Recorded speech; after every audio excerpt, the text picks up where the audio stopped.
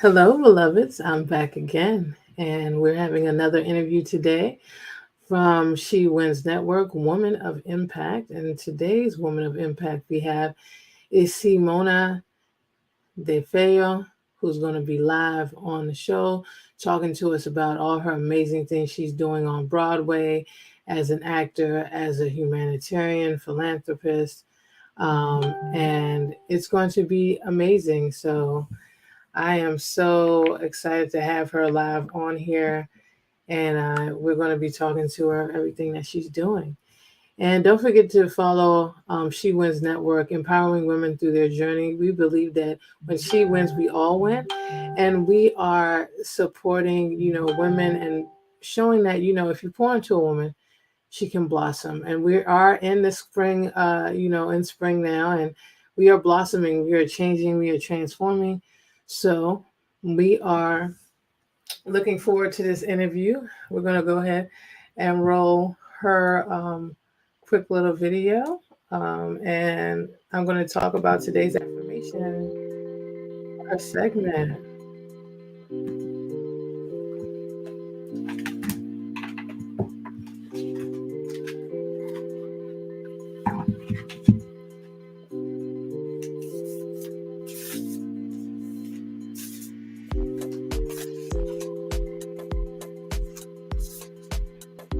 Yes. Simona is an actor, producer. She does a multitude of things, and we're going to be talking to her about all the amazing work that she is doing. And we're going to look at today's affirmation for today. We got a lot of different ones, but today's affirmation for our Simona segment, we had the same thing. It came up. It says, "Let me be still today and listen to the truth in silence." Be intentional. Be an intentional listener so you can see the truth and see things as what they are. Because sometimes we want to see the good in everything, but sometimes we have to see the truth of certain things, so we don't cause our own suffering. So let's be still and listen to the truth. Let's listen to our inner voices and listen to what we need to know for today. I hope you're having a lovely day. Like I said, we have a lot of amazing women that we're interviewing today. We also have Dr. Grace. She's going to be, Carol, she's going to be here later today at 4. And today we're going to have Simona. She's going to pop in with us in a few minutes. So stay tuned. We'll be right back.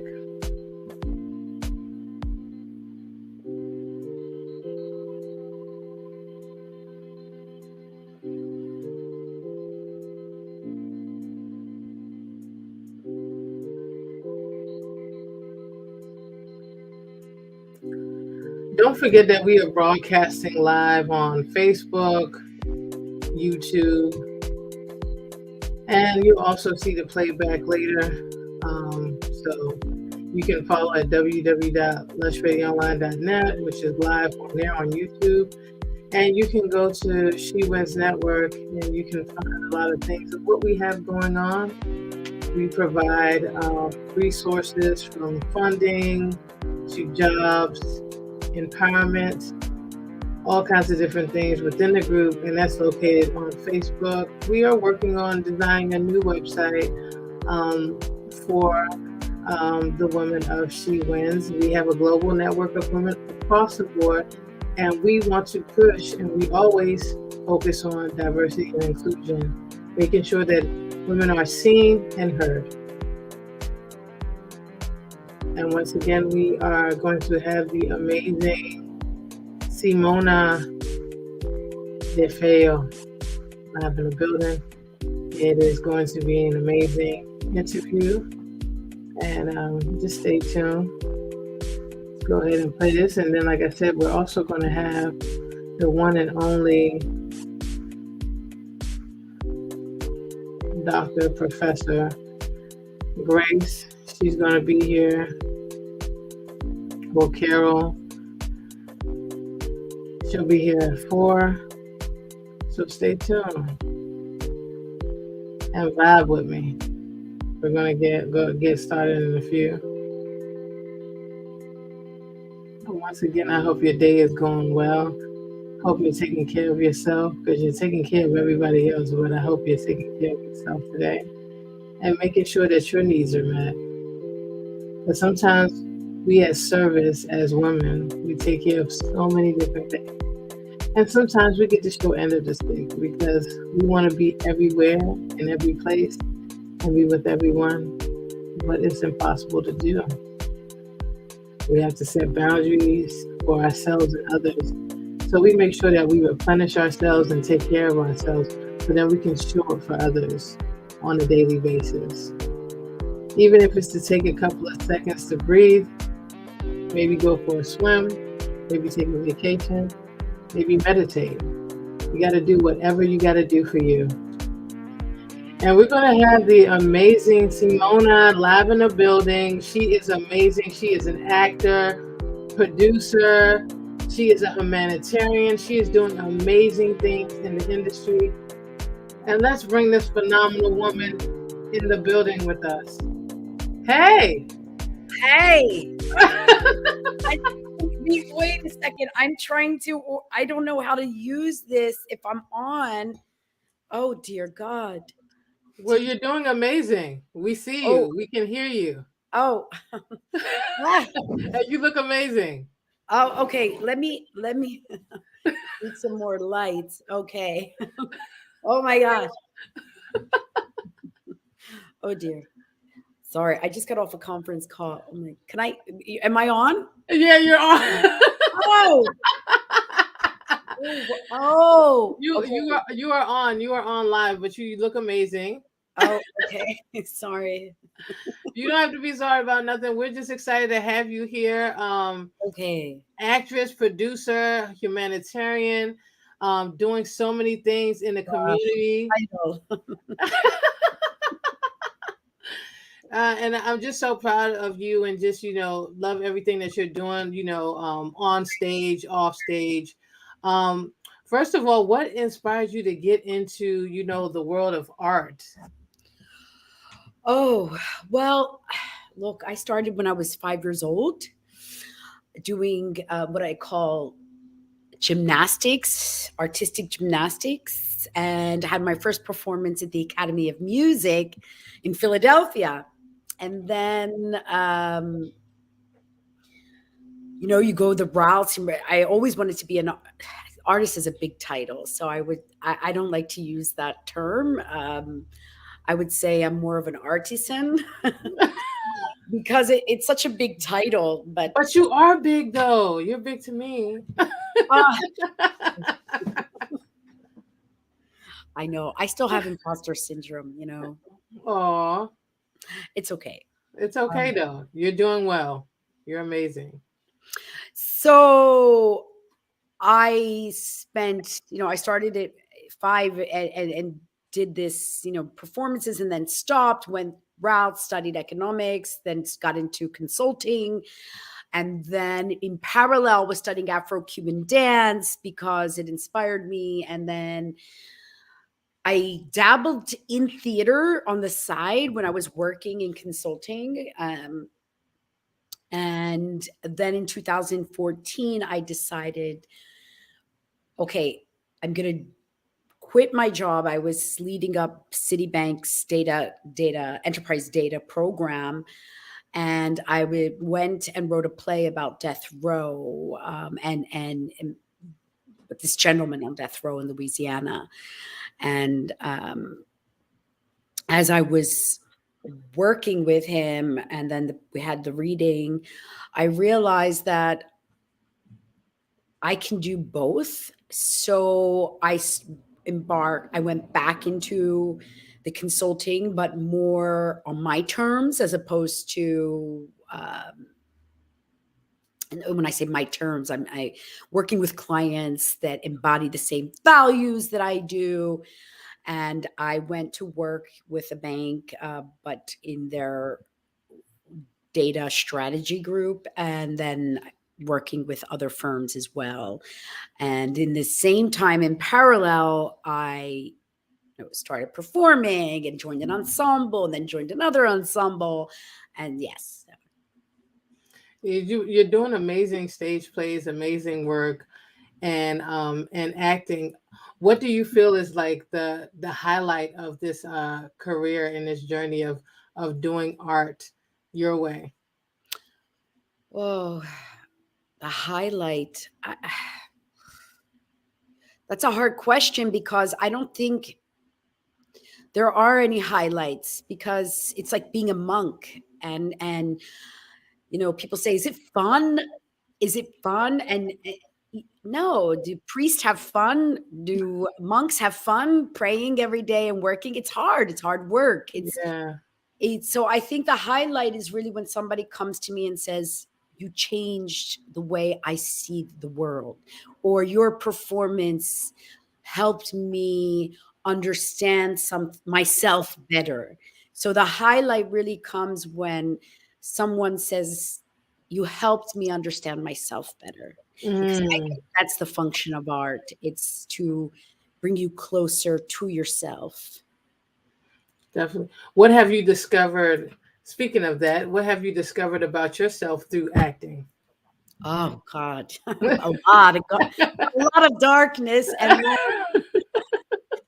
because I think the actor's role is to truly understand themselves and understand where within themselves the character resides. Mm, So it's a constant exploration on physicality, on emotions, on many levels, and through that process, you discover things also about yourself, about your ancestral trauma, about, mhm, my last piece, I was performing my grandmother mm. in World War II, living in the south of Italy, my mom's mom. And she was a farmer, and her husband was fighting. It was a partigiano.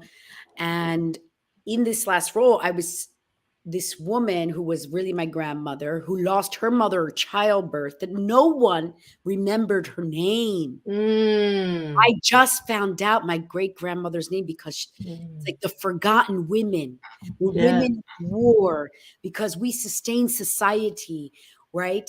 And what I realized is every night when I went on stage, I summoned my ancestors, my grandmother, my mother, my even though my mother's still with us, knock on wood. Amen. I I don't. What was your question? I'm going off. I don't want to go Oh, off. we were talking about what did you discover, different things you discovered about Oh, yourself. yeah, and I discovered that there's so much trauma inside of me of my Mm, grandmother's past, a mm. transgenerational trauma Yes. that I discovered through etudes, which I won't get into, but through this physical work that as an actor you use to discover where the character is inside of your body. And I discovered, the trauma that is still unresolved. And you're always, I think it's always a process of self-discovery. It's Yes. it's never ending. Hmm. Especially when you're taking on different roles because you play different characters all the time. That last role of playing your grandmother, that was a lot of connection with your culture, your heritage, which has made you a powerful woman. Here and now. The Italian culture is rich, and there's so many different things. Especially during the war, they went through a lot. Especially the women. A lot of the women were the backbone, even still till now, of the family and in the society. Now dealing with the industry of acting, what do you feel as a woman dealing in this industry? Some of the hardest adversities you had to face. Well, I think that there's still not enough opportunities for women. There's still not enough opportunities for women over a certain age. Mm-hmm. There's not enough opportunities for women of color, women from, I was just doing an assessment on how many North African, Middle Eastern women are leads in film, and there was zero. Wow. How, after a certain age, I remember sitting with, I got started a little late, Mm-hmm. but late for the industry. And, many men like Samuel Jackson started in his 40s, made his breakout role in his 40s. But as a woman, you're really considered old in your early 40s Mm. or late 30s. So there's a lot of women and powerful women in Hollywood or in theater that are trying to change it. But I think it's a lot easier for a man to to basically break out later than it is for a woman. And it's in the statistics. I can even Mm-hmm. rattle off some statistics. And that's something that's very sad for me. Yeah, it's It's like this glorification of youth. yes, and it's always this right. Men, white men. Yeah, yeah. Well, always was like at one point it was dominated by white men, and they could come in at any time, or men in general. But for women, there's so much pressure and competition. You have to look this way, you have to do this, and Right. you see so many people getting this plastic surgery. It's insane. It's like they're killing themselves to be, in competition or the ideal of what, they think this. But there's so many beautiful women at all different ages that are Right. dominated and killing the game. Right. But it's not enough. I know. It's I not know. enough. It's not enough. If you just look at the statistics, I can even pull them up. Okay. I don't, you have to give me a minute, but it's Uh-huh. not enough. And Wow. I mean, men, okay, I'll give you an example. I was working on a film recently, and it's not just women, it's also, I think we're changing it in the front of the camera, but also Mm-hmm. behind the camera. I needed to find one line producer who had over $10 million credit in film. And it was African American because the topic we were dealing with is urban, culture, and we wanted somebody who really understood. There was only like 10, and everybody else, and they were so busy, right?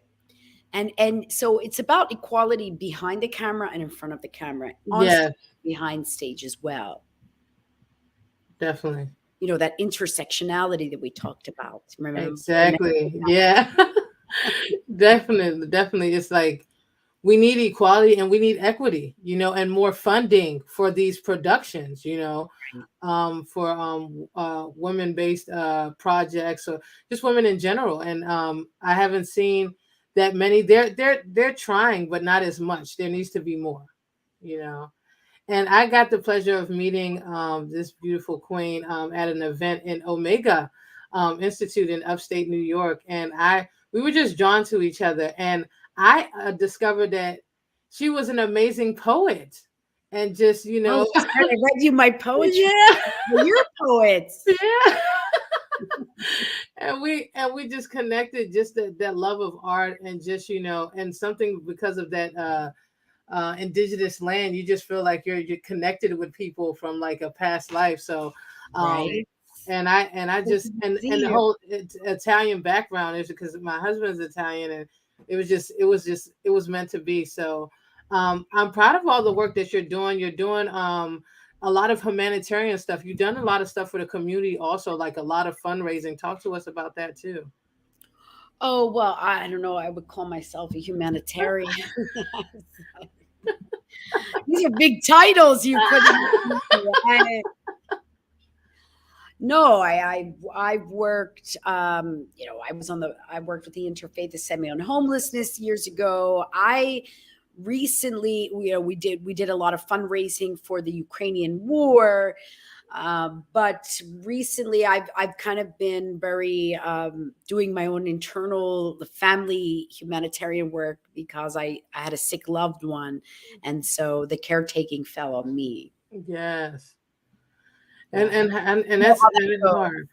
goes. Yeah. And that's hard. Caretaking. People don't really talk about like We what have a you're real talking. Yeah. crisis of caretaking. Yeah. And speaking of that, since you're doing the caretaking and everything, since we Well, talk about wellness, how do you find time for yourself, and what are your wellness practices for you? oh, I I like to go to the sauna, the Russian bath. Yes. I like to ride my bike around New York City. Um, the theater is my wellness. meditation. Uh, I think I can do better. Mm. I kind of fell by the wayside, taking care of everybody else. Mm-hmm.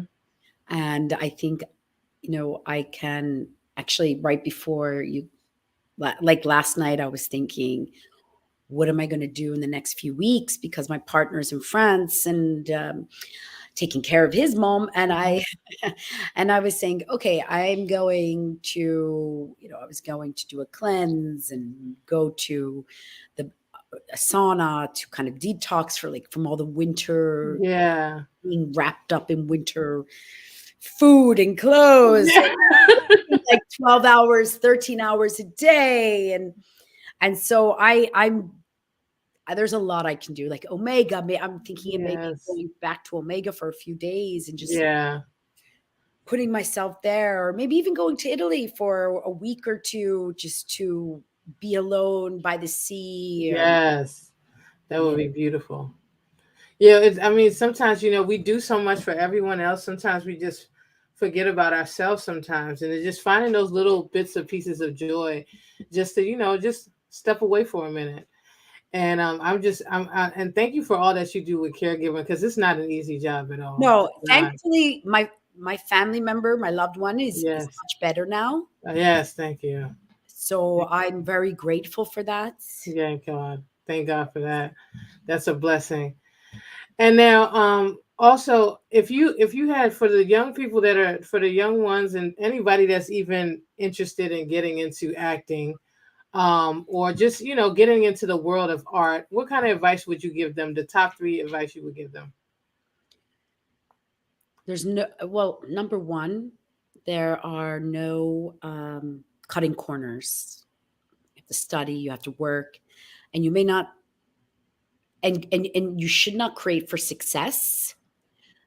But okay, so maybe this is one. You should not create for the desire of success or fame, but to create something that you would want to see, whether it be for the stage or film or composing, like, or writing a book, something that because I think if you write because you want fame or you want success or you want press, it's going to lead to a dead end.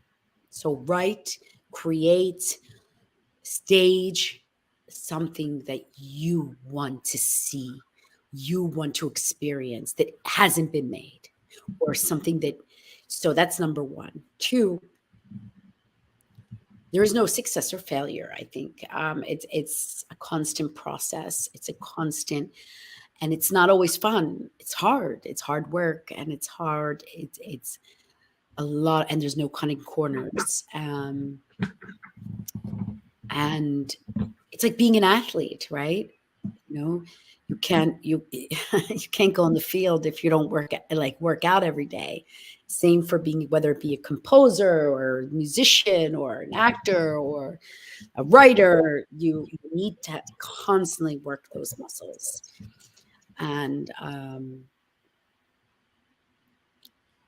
I think that's really, and nothing should stop you. Like I think that sometimes we think we're not good enough, or we compare ourselves to others. And I think that's the kiss of death. Mm, mm. Crushing your dreams before you even started. Yeah. Definitely. Yeah. And That's if I learn more, I'll tell you. that's beautiful. That's great advice. And we've asked everybody that's come on for the interview, if you can say three things to the younger version of Simona, what would Yeah. you tell her? Oh, I do these exercises all the time, It's very private, but Three things you would tell her. I know she would be so proud of you. She would be so proud of you. um okay, do you want the filtered version or the real? You can, however you want. This is no judgment zone. We're like, this is here. You're just changing people's lives just by the words you're saying here. God. It's one of my favorite exercises to do is to write my letters to myself, like my 16-year-old self, writing a letter to my, 30-year-old self, my 30-year-old self, writing a letter to my 38-year-old self, et cetera, et cetera. So, uh, what would my 16-year-old self do? Say to What would you now, the Simona now, say to, like, if you had words of encouragement for the 16-year-old version of you, what would you tell her? don't ever change. keep your keep your never stop dreaming. Yeah, never stop dreaming, no matter. And I think I don't know. I would like to look at it reversely, like maybe tell my 16-year-old self to tell my remind because I think when you're 16, you're very pure, Mm-hmm. right? And then sometimes life kind of changes you. And I always strive to go back to my child self, the untainted, the unconditioned dreamer, believer. So I would say to my 16-year-old self, don't listen to anyone but yourself. Listen to your inner voice. Constantly tap back into your inner voice. Tap into silence the outside world and tap in to your soul's light, to that inner world, that inner child, that that um, that individual inside of you. That because I think your inner child knows more than anyone. That's real. That's really what I would tell my 16-year-old self. Don't Oh, get wow. don't get bogged down by titles and you know prestige and status and social economics and all these pressures that society puts on us, but just listen to your inner voice and be true to your inner self. That's I know beautiful. you asked for three, but that's all encompassing. No, I mean that's beautiful. What you would have said to the 16th version of you. I think we all needed to hear that, because we do sometimes put so much pressure on ourselves. We can be our own critics. Society Right, says do this, be like this, but it's all a lie. Like, just be right. you, be curious, tap into that inner child, and Always. yes, all the time. That inner child sometimes knows more than we know as adults. Right? Yeah. So yeah, that is beautiful advice. And another thing I wanted to ask you was, when you get on the stage, you become a character. Like, is there certain things that motivate you when you embody the character? What is it that gets you into that mode of, like, I have become this? What motivates you? Oh God, that's okay. So like I'll give you an example of um my last character. Mm-hmm. As I get into character, I started this internal monologue. It changes every time, right? But Mm-hmm. because I was going on stage based on being shoved into a shelter by a military with a gun at my head, I envisioned myself or this character, and I started this internal dialogue with myself, with the other imaginary people there, and went in with that feeling that I'm being ambushed and I'm being shoved into a theater at gunpoint. So 45 minutes before I went on stage, I did a number of exercises, which I won't bore you with, but the 10 minutes before, I fully dressed in character, fully embodied all the different elements. I started this inner dialogue with myself, with these imaginary soldiers who have a gun to my head. And it put my emotions up at such a level of excitement that when I went on the stage, it was like, oh my God, here I am with a gun at my head and ready to explode, ready to, fearful, sirens going off, bomb shot. And so it was that inner dialogue in this last instance, and feeling the gun to my head that pushed me into that, Into the character. into the character. It's a lot more complex than that, but I can give you that. Yeah. No, I felt the intensity, like, putting yourself in there. Is some actors say that they actually they smell smells like, their senses are very heightened and stuff. Yes, you work on many levels, physically, emotionally, spiritually. I summoned my grandfather. It's a number of different. It's a lot going up there and doing that. And I mean, it has to be kind of draining too, because you've put so much energy physically, emotionally into that character. You have to be like exhausted after you get off the stage. Oh, well, I think I'm not exhausted because the adrenaline is so much. It was after the 2-week run. I felt like an empty, like a blank slate, like a canvas. It was like, oh my God, every night, every day I was going into this character, and now I felt a little lost. So you have to, I did some cleansing, emotional cleansing, and that's part of like zipping up your suit again and putting your own personal skin again. Yeah. I see that, because you come out of your skin, become something else, and then you have to reconnect with self again after going through that whole process. That's right. So I have a question. Is it possible we can get like not a full monologue, but like a little bits and pieces of your character? Like a little bit? Oh, now? Just a little bit. Just a little bit. Well, I didn't speak English in this last piece. Okay. I spoke Neapolitan. Okay.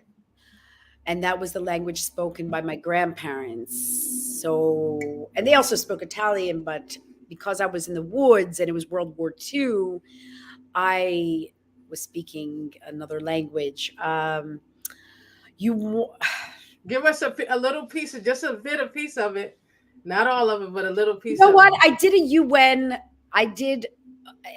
We broke out of character as well. And there were parts of like, I did Brecht, the Jewish wife. And then I did elements where we were doing a parody on the UN Council.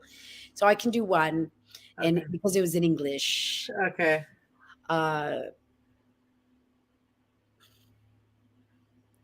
Okay. It is Russia that is the aggressor. It is Russia that is the aggressor. We will not let these atrocities slide. Truth and transparency shall prevail. So what happens is we're in the Security Council and they call the representative to the United States, please stand. And then I stand and I say, thank you, Mr. President. It is Russia that is the aggressor. It is Russia that is the aggressor. The world is watching, and we will not let these atrocities slide. We are confident that truth and transparency shall prevail. And it was like satire to break the intensity of the sadness and of the piece, because it was all about women, war, displacement over multiple wars, multiple countries and times. Beautiful. So I wasn't prepared. No, it's beautiful. I didn't know what to expect. No, I mean the fact that you even went into character to do that was wonderful. It takes skill, to do all of the stuff that you do. And I mean, you're traveling all over the world, and you're an avid traveler. Besides when you have to do all this work, where's your most favorite place to go?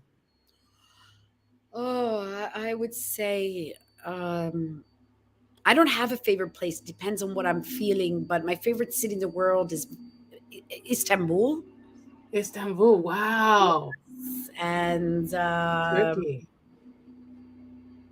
no, this summer I don't really. I guess Italy, because like I have a house there, and it's my place of just returning home. But you know, I anywhere where there's anywhere in the Mediterranean, Mm. because it's like if I don't see the Mediterranean or feel it at least once or twice a year, I get really homesick. Oh, now I understand that. It's nothing like putting your feet in your home country, Your and own sea, yeah, your own sea. It's some kind of like connection. It's something can't really explain. You just have to feel it and be right? there. Yes. So I understand that. But I just thank you for everything that you're doing. You're changing the way people see the world through your art. And where do you see yourselves in like 2-3 years in regards to this acting and this art world? Will you be producing your a movie yourself? What's going on? Are you going to be working and partnering with people? What do you see Well, right yourself? now I'm the head of development for an all-female film company, run film Wow. company. It's called Serafini Wow. Releasing. I'm also doing data science work on the side because it always constantly helps me build out, that level of. I love helping organizations um, govern, and I'm a consultant by trade, and but as far as the theater and film, I'm working on. I'm hopefully we can bring this piece beyond doomsday scrolling. We're looking to bring it around the world. Mm. Um, my director of Anomalous Co. right now is in France, and we're hoping that maybe we can bring it around a tour. We're entering our fourth iteration, working on 2 productions with Serafini Releasing. And I'm also writing my own piece about immigration. Yes. Yay. So how can we check out the plays and everything that's you have going on right now? I put everything on Instagram. I should. I'm working on my own website. Hmm. That's one thing I need to work on. I need. I don't have. I don't really. I'm not good at self promotion. But you have so much amazing stuff. Well, give them your social media and stuff so they can check you out on your social Oh media. yes. So where do I put it in the No, chat? just tell them. They're listening. Simona NYC. That's my Instagram. Simona NYC. So it's SIMONA NYC. Make sure you follow her on all social media and check out what's new. You'll see all the amazing plays, all the different artwork. And you can also hit her up for consulting work also. So yeah. Oh my God. This was such a blessing to have you on here, I sis. hope to see you in DC. Oh yes, you're coming down here. I can't wait to see you soon. I Yes. can't wait to give you a big hug. Miss you a lot. And I'm just so grateful for you, how you're impacting the world, and telling people stories about their lives and the things that they went through all across the globe. I think is a very important skill, storytelling, because not everybody knows how to tell stories. So thank you for what you do. Thank you. All right. Don't forget, life may throw you a curveball, but you're in charge of the direction it goes. And you already know, give yourself grace. Don't be so hard on yourself, people. You already know, one step at a time.